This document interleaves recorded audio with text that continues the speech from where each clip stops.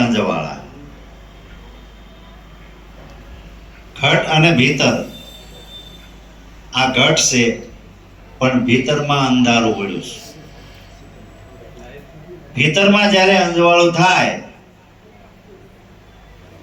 તો એ આપણું ઘટનું તાળું ખુલી ગયું કહેવાય.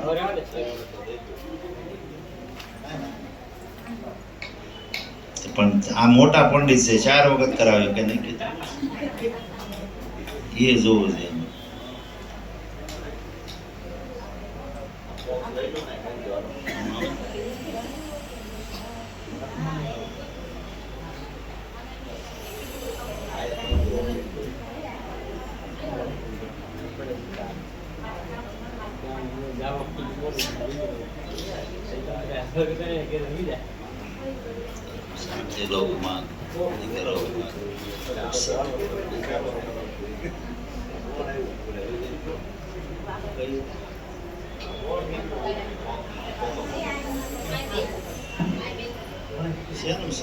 ક્યાંથી આવ્યું?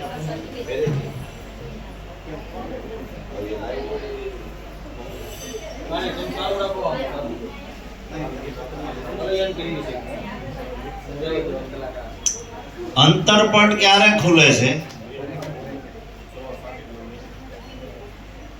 કે રામ નામનો મહિમા મોટો વર્ણ વર્ણાવે નો જાય એવું મુખ ગુરુજી આપે કે જેનો મહિમા અખંડ ગવાય. જો રામ નામનો મહિમા મોટો છે, વર્ણ વર્ણો નો વર્ણાય. વર્ણો વર્ણ એટલે જાતિ ભાતિ વર્ણ વેશ રાગ દેશ એમાં કુદે કાંઈ મેળ નહીં આવે. ગુરુમુખની જે કૃપા કરે તો અખંડ વર્ણ્યો જાય એમ. હવે જેનો ક્યાંય ખંડ નથી, કણ કણમાં જે વસી રહ્યો છે એનો ક્યાંય ખંડ નથી એમ. એવી આપણને ગુરુએ હાવ પ્રત્યક્ષ અંજવાળું કરીને જેની ઓળખાણ કરાવી, આવો મહિમા અગમને અપાર છે. આમાં કેવું થાય, જાવું કે નથી જાવું, આવું કે નથી આવવું, કેવું કે ન કેવું, જોવું કે ન જોવું, બોલવું કે ન બોલવું, દેવું કે ન દેવું, આ બધા જે પરપંચોમાં રહી ગયા એ રહી ગયા. અને ભક્તિમાં જે પડ્યા છે, જે ભક્તિના પંથે ચડ્યા છે, પણ ભક્તિમાં જેને વીટ એટલે જેને આંટી ન ઉકલી બિચારા હાથ ઘસતા વહી ગયા, એને કોઈના હાડક્યા ચડ્યા નથી. એટલે તમારે પામવું જ હોય તો તમારા કોઠાભુજને પ્રગટ કરો એમ, અને એમાંથી જે કઈ તમારા સંશય પ્રશ્ન હોય એ ઉભા કરો. આ સાકાર ઘટે જેટલું તમારે પામવું હશે એટલું તમે પામી શકશો.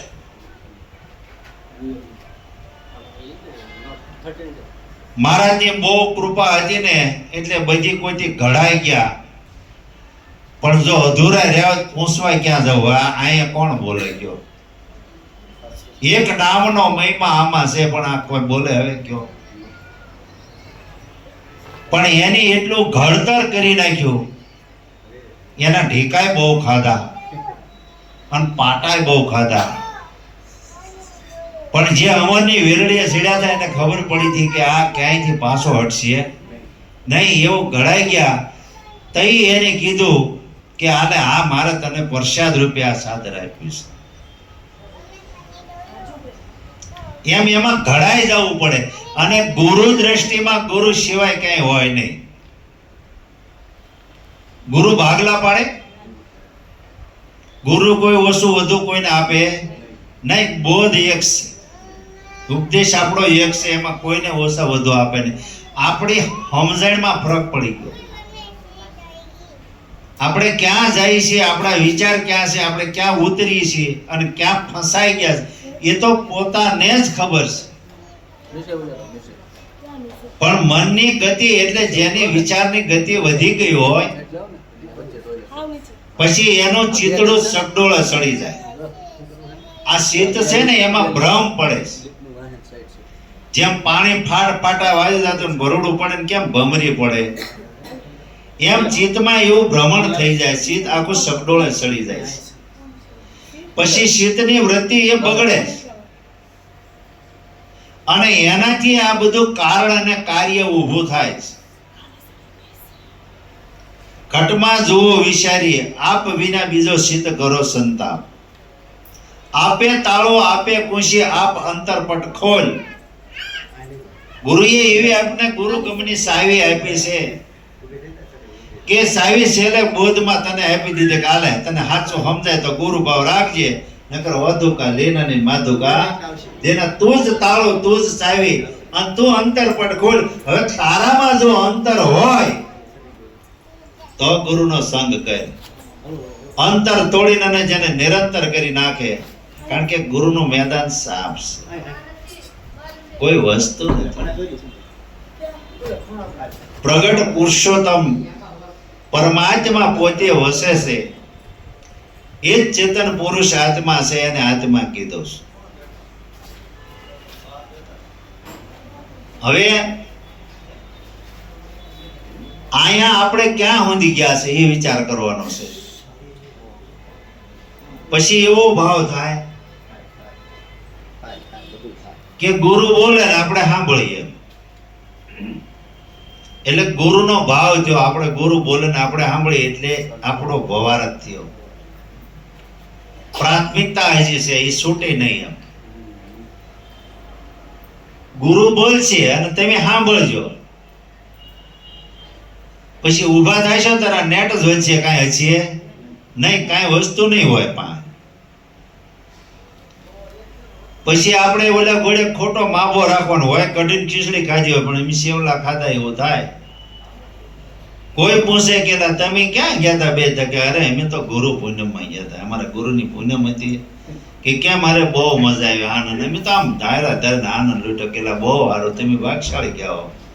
ત્યાં કે ભાઈ વધારે ફૂલાય કે હા કે કેમ, અરે પણ એ ભજન જ એવું નહીં કે બધો અરે કડતાલ બડતાલ ગાય નો આપો કે સારું તમારા ગુરુએ શું કીધું, ક્યાં વર્ડમાં લીખું કરડાય પડ્યું હોય ને હાથ સીધો અહીંયા જ જાય. હા આપણને કોઈ ક્યારેક એમ હાવ થાતા હતા ને તે જોર બહુ હાલતું, પણ કોક અમાથી ઉપરવટ આવી ગયો ને પકડી લે સીધો હાથ અહીંયા જાય, આમ ખંજોળ્યા કરી આવે દસ નો કે વાણી ઉભી રહી જાય. એટલે ગુરુ બોલે ને આપણે સાંભળવું નહીં, ગુરુ બોલે એ સમજવું, અને સમજો તો ગુરુ તોલ્ય થાય તો જ ગુરુ બોલે, નહીતર ગુરુ બોલે નહીં. આ બોલે એનું શું પ્રમાણ છે? હાલો, આ બોલાય છે એનું પ્રમાણ શું છે? એમ જો આમાંથી કોઈ પણ દીવો પ્રકાશ કરી ગયો, આ દીવા પ્રગટ થઈ ગયા છે, પણ એમાંથી કોઈ પ્રકાશ થઈ ગયો તો સત્ય બોલેલું છે, નહીતર આ વાત ખોટી. વાત સત્ય છે પણ એ ખોટી છે. આમાં કેમ નક્કી ન થાય? કયો કોઈનો અજવાળો નથી થયો તો હું બોલે પાર આવ્યો. અને એક નહીં, તમે જુઓ જ્યાંથી શાસ્ત્રો રસાણા છે ત્યાંથી, આ મંદિરો બંધાણા ત્યાંથી, મસ્જિદો કે આશ્રમ છે ત્યાંથી બધા બરાડા જ પાડે છે. પણ આનો કોઈ લાયકાત કેમ ન થયો? એટલી કથાઓ એટલી પારાયણો થતી હોય, આટલો બધો મહિમા ગવાતો હોય, તીર્થ વ્રત યાત્રાઓ થતી હોય, આવી પવિત્ર નદીઓના ચરણામાં લીધા સ્નાન કરતા હોય, તોય મનનો મેલ ધોવાય નહીં, મનનો વિષય જાય નહીં, કોઈ દી ન જાય. અને મનના વિષયને જો કાઢવો હોય તો વગર પાણીએ સદગુરુ એક હાચો ભટકાણો હોય ને, એક જ પંજે તમારો પીળો ફાર કરી નાખે. ત્યાં જળ સ્નાનની જરૂર નથી. અરે જ્ઞાન ગંગામાં નવું પડે છે. એમ બોધમાંથી ઉભા જાય એટલે મહારાજ કે જા ઘરે. મેં શું કરું? કે તું પૂજા કરશો ને, પૂજા કરતો હોય નાતો હોય જા. મેં કીધું મહારાજ તે કે હું, મેં કીધું નાવું નથી તો કે તો મેં અંતર પલાળવું છું, અને પૂજા ન કરવી તો મેં કીધું પછી પૂજન કરવું છે. આમ ટાંટીઓ કર્યો, મેં પાછો વાળો તે કેમ સમજાય ત્યાં સુધી નહોતો. 1 કલાક મથન કરીને પછી મેં કીધું હવે લાવો મહારાજ. તો કે તાર પૂંજો લઈ લે. મારી ગરજ જાગી, મેં કીધું લાવો મહારાજ. આ તો સંત હતા, આપણી ન્યાય શિક્ષા હોય. શરણ ધોઈ શરણામાં જ લીધો. પછી મને કે હવે ત્યાં હું નક્કી કર્યું? મેં કીધું મેં એવું નક્કી કર્યું. હું મેં કીધું મેં નિરખી ભરખીને ગુરુ કર્યા છે, જાણીને, જેથી કરી હવે મારે બીજે ક્યાંય દોડવું પડે નહીં. એટલે ગુરુ મેં કીધું છે, નિરાંત મહારાજ કીધું ભાઈ નિરખી ભરખીને ગુરુ કરવા રે સાધુ ભાઈ, નિરખી ભરખીને ગુરુ કરવા. આ તનનો કે મનનો પરસો ન બતાવતો ન્યા જઈને પાવ ન ધરવા. એટલે મને હવે ઢીંગા ધણી મરી ગયા છે. એવું જ તે કે આ તો મન કે કઈ નમન કરવા ગયો ને આમ ઢીકો ઠોક્યો હોવો પડે. મેં કહા તે કે આ તને સાંભળે ને એટલે મેં કીધું સારું.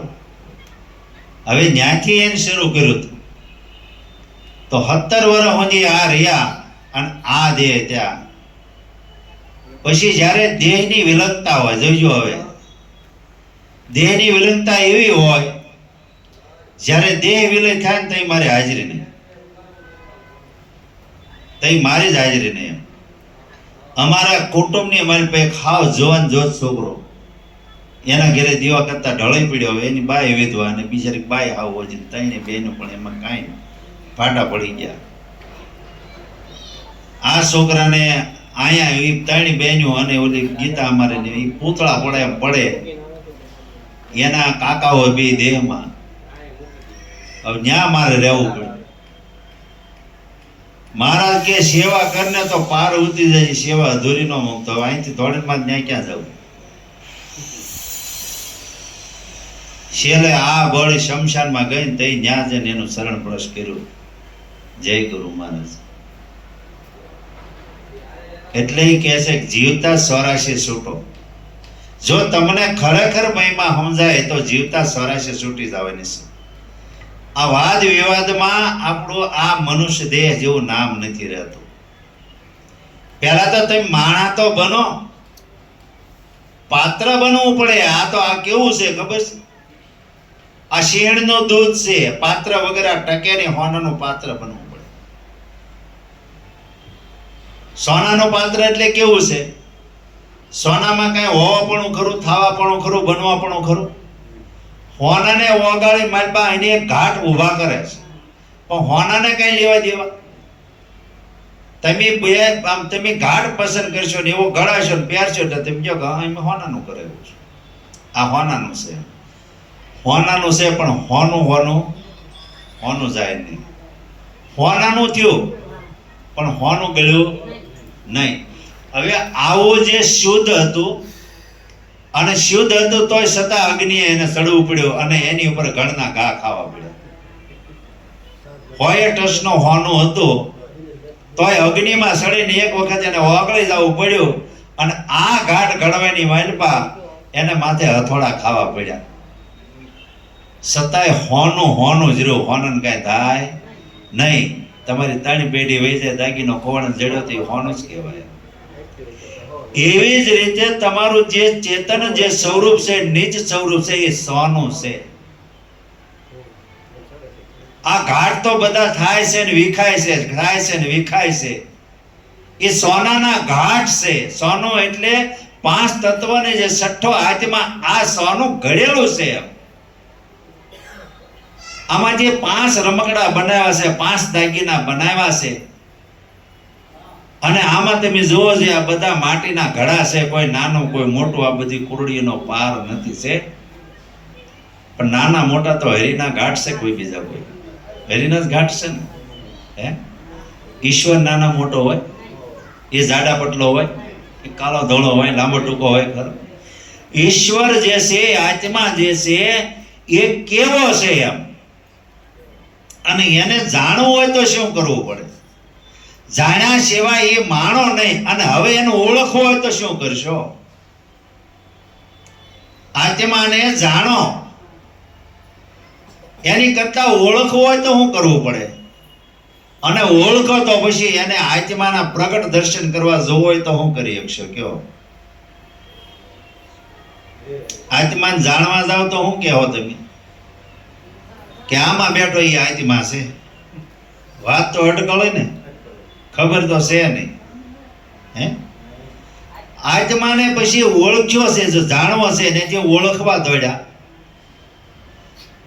તો પછી શું કહેવાય? મીરાબાઈ કીધું આત્માને ઓળખ્યા સિવાય લક્ષારે છે નહીં મટે કોટી બ્રહ્મણ. આપણે શું કામ કરવું જોઈએ? પણ તું આત્માને ઓળખતી નથી. તમે આત્માને ઓળખ્યો જ નથી. હવે આત્માના પ્રગટ દર્શન કરવા હોય, આત્મામાં જો પ્રગટ દર્શન કરવા હોય તો એક જ ગુરુની શાન છે કે તું તને જોઈ લે. હું કીધું? તું તને જોઈ લે, તું કોણ છો એમ.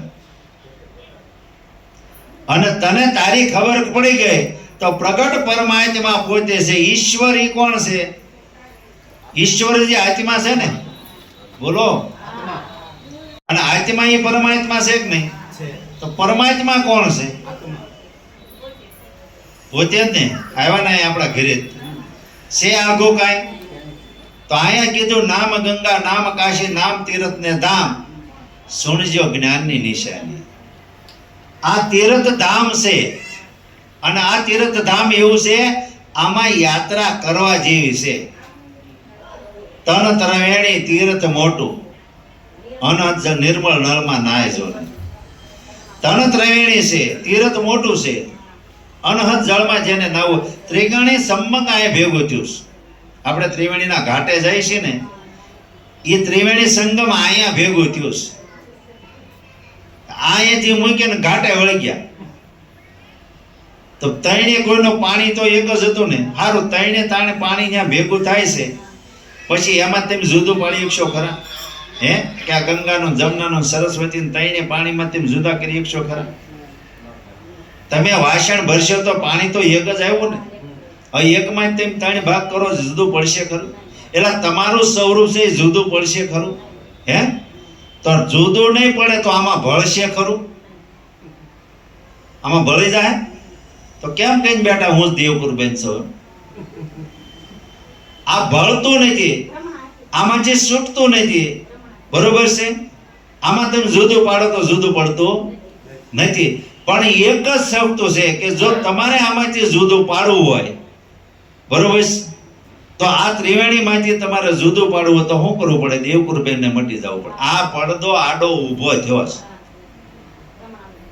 આ કયો પડદો ઊભો થયો છે? કે હું કંચનબેન છું, હું કાળુભાઈ છું, બરોબર, હું જયેશભાઈ છું, હું પ્રભાબેન છું. આ તમે આડા, તમારે આડા ઊભા થયા છે. તમે આડા કલ્પના શિલ્પાબેનને ઠેરાવી દીધા છે. તમારી મોટી ભ્રાંતિ હોય તો આ છે ને, આનો જ આ મોહ છે. ગુરુએ શું કર્યું? એને હટાવ્યા કે ન હટાવ્યા? તો પહેલા શું કર્યું? ગુરુએ તન લીધું. તન અને મન અને ધન ત્યાં સુધી જીવતા હતા કે નહીં? પછી ત્યાંથી એનું વધેરી નાખ્યું શરીર, શેષ કાઢી નાખી. પછી રે કાંઈ ન રહ્યું ખરું? અને પછી જો આટલી વાત ન સમજાય તો પછી કેવો કહેવાય? મરી ગયા કેડે માણસ શું થાય? હે, મરી ગયા કેડે માણસ ભૂત થાય ને કે ન થાય? પછી કે ને ભાઈ અહીં ભૂત થાય છે ને, અહીં અમને વળગે છે ને, અહીં સરકણ થાય છે કે નહીં? તો આ ગુરુના દેશમાં મર્યા તો આ જીવતો રહ્યો. વિચાર તો કરો, આને આ ક્યાં મરતો હોય છે? કરોડો જન્મમાંથી ગોથા ખાઈ ગયો, અનંત શરીરો જેને ધારણ કરી, અનેક વિષયો જેને ભોગવ્યા, રોગ પીડામાં આંતર અનાના ટીપોળ થઈ ગયો, છતાંય હું એમ કે આપણે કહી છીએ કે આને કોણ મારે? કેવા છે? મારનાર માટે તો કોઈ વ્યક્તિ આમો કોઈ હોવું જોઈએ ને, કોઈ સાધન નથી. એમ કૃષ્ણે એટલે કીધું છે કે ભાઈ હું અને આ સેના બે છે, અને હું નિહત તો જો, હું ક્યાંય હથિયાર નહીં ઉપાડું. કેમ? એ કે મારો મૂળ નથી, મારે કઈ બાંધવું નથી. આ તો મહત્વાકાંક્ષા વાળો હતો એટલે કીધું તો કે અર્જુન નાનો છે, મને આપી દેતા મર. હે, બે ડગલા હોય ને, એક ધુહાનો હોય અને એક બાજરાનો હોય, પણ કેને ચતુર કાગડો ધુહાના ઢગલામાં પહાય. મોટો ઢગલો બાળે એટલે ફહાય ને. અર્જુને એ કીધું મારે કાંઈ કરવું નથી. કેમ?